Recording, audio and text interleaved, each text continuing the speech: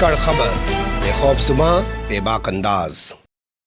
धाकड़ खबर के news room से मैं आपके साथ हूं अकरम रईस खान। एक बड़ा झटका सुप्रीम कोर्ट से योगी सरकार को लगा है, या यूं कहें यूपी सरकार को लगा है, और सच मायने में बड़ा झटका है। दो अधिकारियों के खिलाफ इलाहाबाद हाईकोर्ट ने वारंट जारी कर दिया, जमानती वारंट, गैर जमानती वारंट नहीं, यानी कि जाओ उनको गिरफ्तार करके लेकर। और दोनों बड़े अधिकारी उत्तर प्रदेश के सेक्रेटरीट में बैठे हुए हैं, सचिवालय में बैठे हुए हैं। भागे भागे दौड़े दौड़े वो पहुंचे सुप्रीम कोर्ट, यानी कि सरकार सुप्रीम कोर्ट पहुंच गई। भाई बाप, हमारे अधिकारियों को बचा लीजिए, हाईकोर्ट कह रहा है कि इनको गिरफ्तार करके हमारे सामने पेश करो।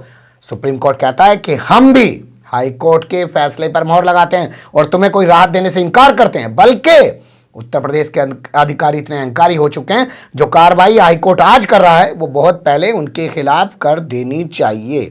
तो ये एक बड़ा झटका है। लेकिन आप जानते हैं भोपू मीडिया और उसके दलाल चटुकार दंगाई पत्रकारों की आदत हो चुकी है कि योगी सरकार को सुप्रीम कोर्ट से लग रहे इतने झटकों के बावजूद किसी भी खबर के बारे में आपको रूबरू नहीं कराते हैं। वो तो बस रात दिन लगे रहते हैं कि आदित्यनाथ योगी ने ये कह दिया, अमित शाह ने वो कह दिया, जेपी नड्डा ने ये कह दिया, नरेंद्र मोदी ने ये कह दिया, या अलाने फलाने ढिकाने बीजेपी के नेता या मंत्री ने ये कह दिया, जैसे उन बयानों के आसपास ही पूरी दुनिया सिमट कर रह गई हो भारत की।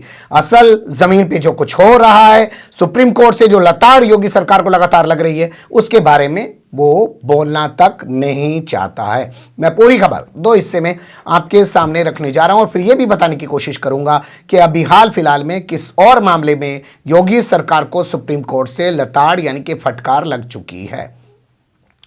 देखिए, सबसे पहले बात कर लेते हैं ताजा मामले को लेकर। सीजेआई एनवी रमन्ना की बेंच सुनवाई कर रही थी और सुनवाई करने के बाद बेंच ने योगी सरकार की, या यूं कहें यूपी सरकार की, उस पिटीशन को सिरे से खारिज कर दिया, जिसमें यूपी सरकार चाहती थी कि उसके अधिकारियों के खिलाफ 1 नवंबर 2021 को, तारीखों के हिसाब से कागज कलम लेके बैठ जाइए, कुछ चीजों को नोट कर लीजिए।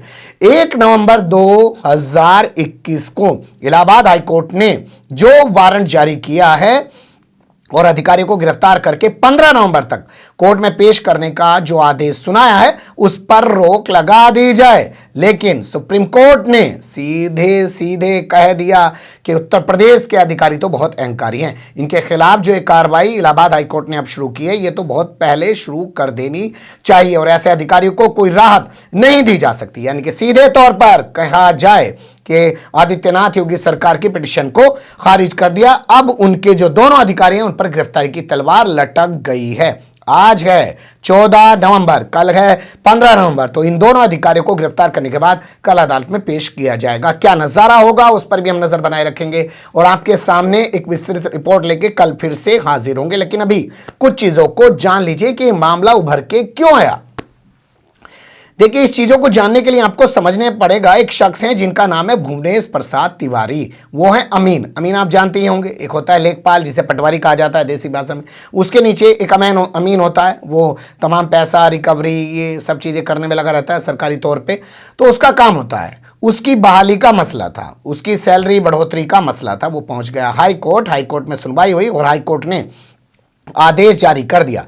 एडिशनल एडवोकेट जनरल पहुंचे कोर्ट में, उसने कहा ठीक है साहब, हम इनको बहाल भी कर देंगे, हम इनका पैसा भी दे देंगे। यानी कि एक अंडरटेकिंग लिख के एडिशनल एडवोकेट जनरल ने दे दिया। बावजूद इसके आरोप है, आरोप क्या है तो साबित ही हो गया है, ये तो दोषी हैं सीधे। जब कोर्ट इनको आदेश सुना रहा है तो हम ये शब्द भी क्यों लगा के पत्रकारिता के उस सिद्धांत का पालन करें कि जब तक किसी पे दोष साबित ना हो उसे आरोपी कहिए, ये तो दोषी हैं।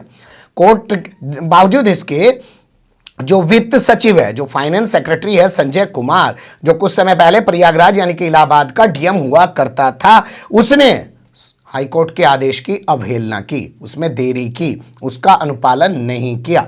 इसके अलावा एडिशनल मुख्य सचिव यानी कि एएसजी जो राजस्व विभाग का है मनोज कुमार, उसने भी इन दोनों अधिकारियों को अदालत ने दोषी माना और इनके खिलाफ वारंट जारी कर दिया कि इनको गिरफ्तार करके कोर्ट में पेश किया जाए। उसी से बचने के लिए ये लोग पहुंचे थे सुप्रीम कोर्ट। सरकार अपने इन अधिकारियों को बचाने के लिए सुप्रीम कोर्ट पहुंची थी, लेकिन सुप्रीम कोर्ट ने कोई राहत देने से साफ इनकार कर दिया। ये अपने आप में एक बहुत बड़ा मामला है जिस पर जितनी बहस की जानी चाहिए, जितनी बात की जानी है, उतनी कम है। सुप्रीम कोर्ट के अंदर नजारा देखने को मिला कि एएसजी यानी कि एडिशनल सॉलिसिटर जनरल को तो आप जानते हैं तुषार मेहता है, तो वो तो खुद आए नहीं इस पूरे मामले में, उन्हें पता होगा कि किरकिरी होगी, तो एएसजी को इस मामले में खड़ा कर दिया। ऐश्वर्या भाटी, उन्होंने कहा कि साहब इनकी नौकरी तो हम रेगुलर कर चुके हैं, जो अमीन है मतलब उनकी जो नियुक्ति है उसको रेगुलर कर दिया है, बाकी बचा इनका पैसा देने का मामला, तो वो भी जल्द ही कर दिया जाएगा। लेकिन अदालत ने एएसजी की इस बात को, इस दलील को सुनने से इनकार कर दिया, पिटीशन को खारिज कर दिया।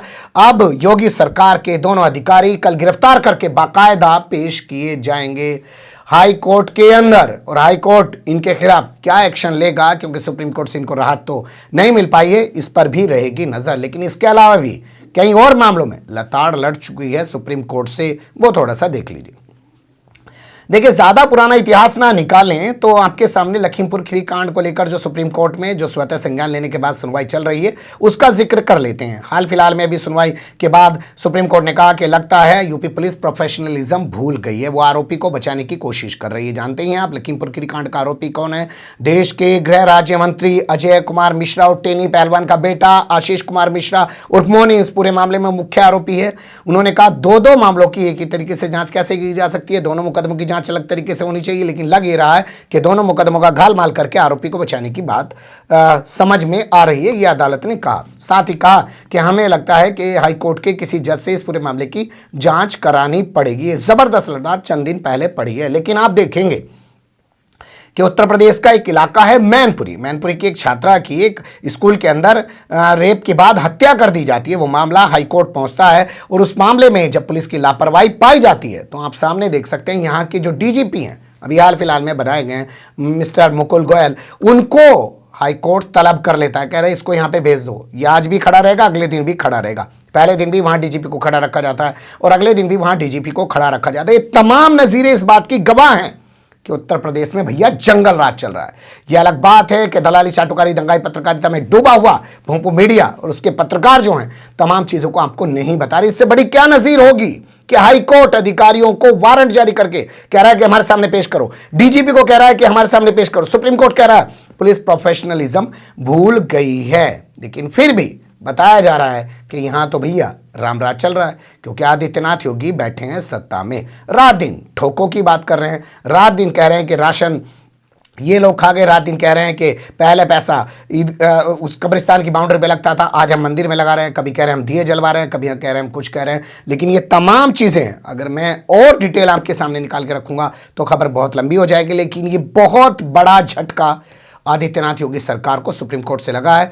15 को क्या होगा हाई कोर्ट में बताएंगे आपको, जरूर बने रहेगा धाकड़ खबर के साथ। फिलहाल कमेंट्स के रूप में आप लोग अपनी राय दे सकते हैं, खबर को लाइक कर सकते हैं, चैनल को सब्सक्राइब कर सकते हैं और ज़्यादा से ज़्यादा हमारी खबरों को शेयर कर सकते हैं। फिर ऐसे ही किसी सुलगते हुए या उलझते मुद्दे लेकर मैं आपके सामने हूँगा हाजिर। फिलहाल अभी मुझे दें इजाज़त।